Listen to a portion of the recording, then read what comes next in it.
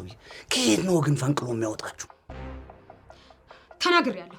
አንድ እርምጃ ወደ እኔ ቢጠጉ ጉድ ነው ማረጋውት እንዳይዋረዱ። እንዴ ምንድን ነው? ምን ተፈጠረ?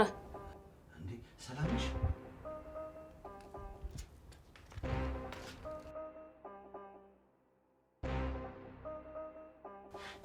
አቶ አንተነህ በዚህ ሰዓት እዚህ ምን ትሰራለህ? ሲቀጥል ድምጻችሁ ውጪ እስኪሰማ ድረስ ምንድን ነው የሚያጨቃጭቃችሁ?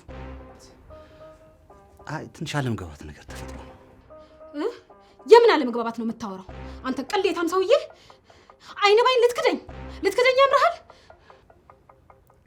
ቆይ ትርንጎ ምንድን ነው ይሆናል? ምንድን ነው የተፈጠረው? ይሄ ነው መሀልዬ፣ ይሄ ከእድሜው በታች የሆነ ሰውዬ እንግዳ ነው ብዬ እያስተናገርኩት ጉድ አድርጎኝ ነበር እኮ መሀልዬ፣ ጉድ አድርጎኝ ነበር።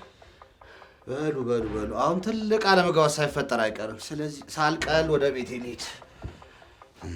አይመልስህ አንተ ወራዳ! ኧረ ነይ ተቀመጪ። ምንድን ነው የሆንሽው ነገር? ወይኔ ትርንጎ፣ በትክክል የተፈጠረውን ነገር ለምን አትነግሪኝም?